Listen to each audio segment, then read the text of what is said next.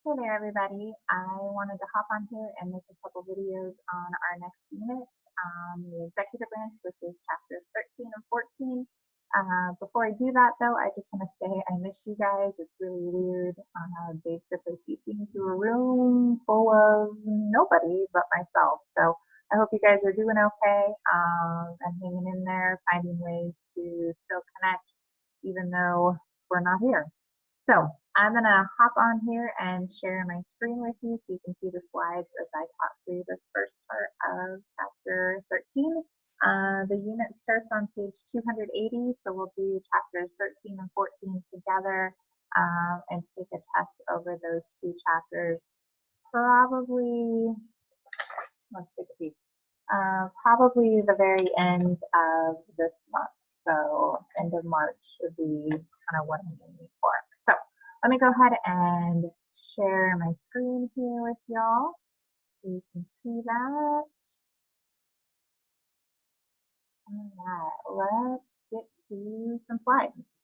So starting chapter 13, the road to the White House. So this first part is going to talk a little bit about the qualities and qualifications that someone needs to have in order to become the president, and then talk about just the pathway, the steps to getting to the White House. So chapter 13, here we go. All right, quick overview of the characteristics and qualities you need to become the president. So first of all, qualifications. You need to be a natural born citizen, 35 years old, and a resident of the United States for the past 14 years in order to run for president. There's two main pathways that people take to get there. The first pathway is through the military.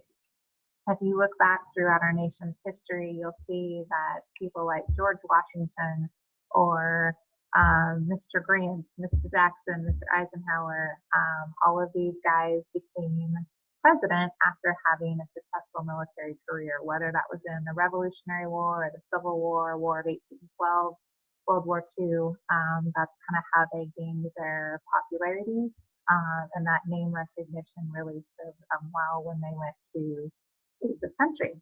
The other path is working up from lower levels of politics. So maybe you're like a state governor and decide to run for president. Maybe you are in the Senate or the House of Representatives, and people are getting to know you, recognize your name, and then you decide to run for president from there. So a couple different pathways and options. All right, so let's talk about when this all begins. The presidential campaign formally or officially begins 18 to 24 months before the election starts. However, things are happening behind the scenes a lot earlier than that. So back in 2016, there were at least 20 Democrats and Republicans that were seeking their party's nomination for the 2016 election. And so we go from a very broad field and narrow it down to just two or maybe three main candidates. And so like I mentioned, the real campaign actually begins a long time before the election ever rolls around. So stage one, step one in this process of getting to the White House, testing the water. So kind of sticking your toe in and seeing, is the water hot? Is it cold? Is it kind of lukewarm? What's the temperature right now? How are people responding to me? And so politicians measure that level of support by seeing if they can raise money. Are people willing to come out to fundraisers and dinners and gatherings like that? Are people coming to speeches and listening? Are they excited about the things that they're hearing? Are party leaders around the country showing support for that particular candidate? Okay, so serious candidates then create exploratory committees to help raise more money because running for president is not a cheap thing. You need a lot of money for the marketing that goes on behind this. Okay. Those serious candidates will also hire political advisors. You can see from the pictures down there, Joe Biden. Within the past probably 5-6 days, maybe a week, he has changed campaign advisors. Okay? And so the lady in the background there, Jen O'Malley Dillon, is his new advisor. And then Trump has a new campaign advisor as well, Brad Parscale, who is working with him. All right, stage 2. Okay, 12 to 18 months before the election, serious candidates basically declare themselves as running and make it official.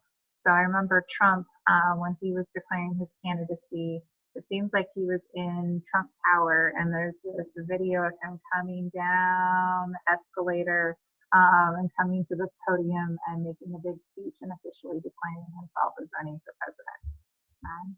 So a lot of party leaders might encourage that to happen. This picture here is kind of an interesting picture. Oftentimes, as candidates declare their presidency and start campaigning, they visit lots of towns across America, and they make short little speeches, and the nickname for those speeches is a stump speech, getting their main ideas out there. So when I came across this picture of this politician standing on a stump, I had to include it. So that's what that one's about. All right, quick look at the 2020 hopefuls from a couple months ago. Okay, you might recognize a few of those faces. There might be a face or two missing, but you can see the field was very wide. And throughout this process, there's been some debates already, and we've kind of narrowed things down to one or two major candidates. You'll notice that in that first column, the fourth person down might look a little bit like the governor of the state of Washington there, Mr. Jay Inslee. All right, so moving on to stage 3. The candidate needs to win their party's nomination.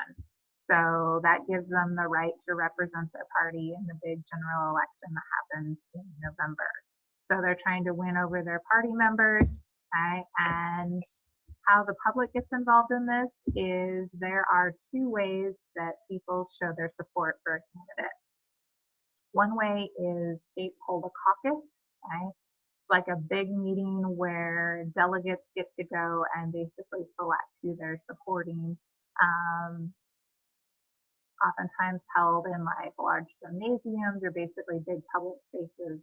I think we talked about this earlier in the year, how I think it was in Iowa, people were holding up their signs, okay, in the gym, and people came and stood next to them and tried to see if they could get a certain percentage of the people for their candidate. The other way is through a primary, okay, where it's a statewide vote, okay, and basically it's kind of a pre-vote, okay, like who's going to get to represent that party in the election. Washington just had their primary. What was it, the 10th, I want to say? So like early last week. And thankfully we were able to mail in our ballots, so we didn't have to go anywhere to actually do the voting. The first state that kicks it off every year is New Hampshire. Their primary is earlier than everybody else's. So some of the techniques used during this process, definitely advertising, commercials during the Super Bowl, for example, super expensive, but Mike Bloomberg was doing that. Taking polls of people's opinions, maybe on who they feel would be the best candidate, maybe on certain issues, making speeches, and then getting their name out there through signs, buttons, stickers, t-shirts, hats seem to be pretty popular, at least in 2016. So just getting their name out there. All right, getting your party's nomination. So winners of the early primaries and caucuses become the front runners. They start to gain momentum. The candidates win delegates for their party nomination, and those delegates then travel to a national convention that's held in a pretty large city. Cities vary, but bigger cities where they can accommodate a large gathering in the summertime. Okay, so at these conventions, you can see some pictures there of the 2016 conventions. On the top was the Republican one, and then you can see Hillary at the Democratic one when she won the party's nomination. Okay, so at these conventions, they tend to basically nominate their running mate, so who's going to be their vice presidential candidate along with them. Sometimes they will pick somebody that might appeal to a slightly different audience than they do themselves to diversify and have a wider appeal to the public. So party officials officially nominate their candidates, okay, and put their name on that ballot, that ticket. They're inspiring supporters and basically introducing the vice presidential candidate to people, creating unity. Especially, I noticed after Bernie was not nominated in 2016, the Democratic Party wasn't super unified. A lot of people walked out of the convention because they were so upset. So trying to build unity around that one candidate that they have there. And then lastly, at this convention, they agree on what are their issues. What are they going to focus on during this election? What is their platform? Are they going to focus on things like education or climate change, job growth, the economy? What are those main things that they're going to talk about that the American public really wants to hear about? And then getting ready for the election here. The big kickoff was traditionally right around Labor Day weekend. I think things happen a little sooner than that, but that's when things really kick into gear. You'll see maybe some debates between the candidates, Democrats and Republicans. Sometimes a third party gets involved, but they're out there trying to meet and greet as many people, gain supporters, and appeal to as wide of a range of audience members as possible. Okay? They might spend more time in states that are considered swing states. Okay? Those states sometimes vote Republican, sometimes Democrat, so they spend a lot of time there trying to get their message across and gain that support. All right, we talked a little bit about those debates, and those debates are televised. I don't always watch them all, to be quite honest, but sometimes it's interesting to at least hear what they're talking about and how they're interacting with each other. Election day rolls around, so it is the first Monday in November, but sorry, I said that wrong. It's the first Tuesday in November after the first Monday. So let's say that Tuesday is the first, that couldn't be election day.